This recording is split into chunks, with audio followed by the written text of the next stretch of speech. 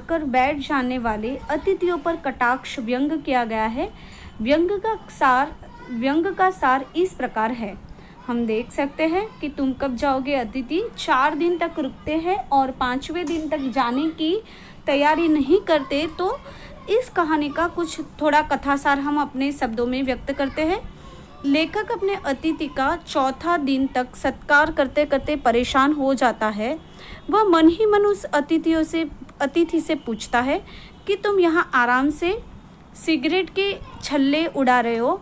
उधर तुम्हारे सामने हम देख सकते हैं, उधर क्या हो रहा है कि तुम्हारे सामने कैलेंडर में हम देख सकते हैं कि तुम तो यहाँ सिगरेट के छल्ले उड़ा रहे हो। उधर तुम्हारे सामने कैलेंडर की तारीखें बदल कर तुम्हें वापस जाने का संदेश दे रहे हैं।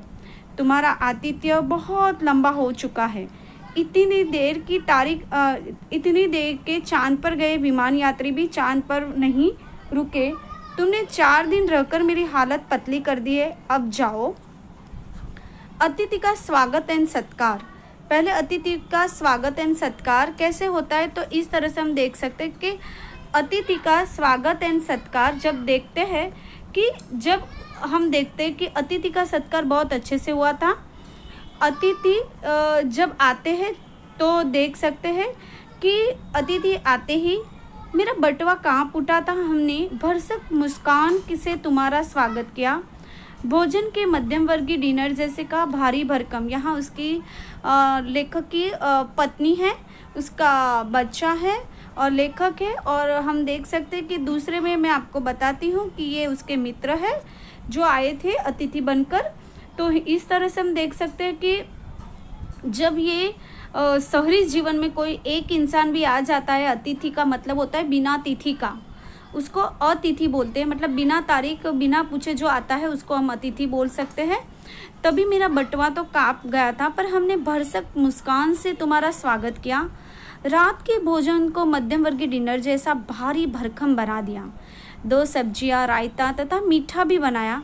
सोचा था कि तुम सुबह चले जाओगे, परंतु तुम जमे रहे। हमने फिर दोपहर के भोजन की लंच जैसी गरिमाई बनाया। सोचा अब तुम चले जाओगे, हम तुमको विदा करके स्टेशन तक जाएंगे। यहाँ हम देख सकते हैं भावभीनी स्वागत किया था अतिथि का, उसके मित्रों का, कि वो दूसरे दिन चले जाएंगे। उसने तुरंत ही ऐसे लंच को अच्छे से डिनर को अच्छे से उसने अरेंज किया। उसको इतनी आर्थिक परिस्थिति न होने के बावजूद भी अच्छे से कि कल चले जाओगे, तो अच्छे से उसने वेलकम किया था। तीसरे दिन कपड़े धुलवाने का फरमाइश। तुम तीसरे दिन भी नहीं गए, बल्कि तुमने धोबी से कपड़े धुलवाने की इच्छा प्रकट की। इससे तुम्हारी और ठहरने की इच्छा प्रकट होती थी। इससे हमें आघात लगा कि अब हमें अतिथि देवता की जगह राक्षस लगने लगा। क्या लगने लगा? अतिथि देवता की जगह राक्षस लगने लगा। पत्नी ने सुना तो वह भी आंखें तरने लगी। पत्नी को भी गुस्सा आ रहा था। चौथे दिन बोरियत। चौथे दिन कपड़े धुलवा कर आ गए, किंतु तुम फिर भी डटे हुए हो। हमारे संबंधों में आई मुस्कुराहट फीकी पड़ गई। ज़्यादा दिन रहे, बात भी खत्म हो गई, मुस्कुराहट भी खत्म हो गई और हम देख सकते थे बातचीत के सभी विषय समाप्त हो चुके थे। दोनों अपने अपने में मग्न होकर पढ़ रहे थे। सौहार्द समाप्त हो चुका था। सौहार्द का मतलब होता है दिल का जो भाव होता था वो खत्म हो चुका था। भावनाएं गालियाँ बनती जा रही थी। पता नहीं तुम क्या गोंद की तरह चिपक गए हो। पत्नी बोर होकर बोली, मैं तो आज खिचड़ी बनाऊंगी। लेखक सोचने लगा, लगता है अब हमें उपवास भी करना पड़ेगा। बढ़ती हुई खींच लेखक अतिथि को कहता कि तुम अतिथि बनकर रहना अच्छा लग रहा है। मतलब मन में सोच रहे, किसी को सामने तो बता नहीं सकते। घर को स्वीट होम कहा गया है, परंतु तुम्हारे होने से हमारी स्वीटनेस खत्म हो चुकी है। हमारे यहाँ जब हमारी आर्थिक तंगी हो रही है और दूसरा कोई हो रहा है, तो हमारे घर की स्वीटनेस भी खत्म होती जाती है। अब तुम चले जाओगे, वरना मुझे गेट आउट कहना पड़ेगा।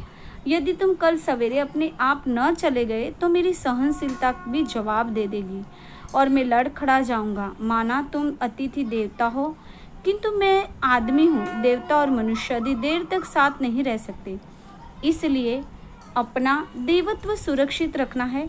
अपने आप विदा हो जाओ अतिथि। आप कब जा रहे हो? बस आप कब जा रहे हो? अतिथि तुम कब जाओगे?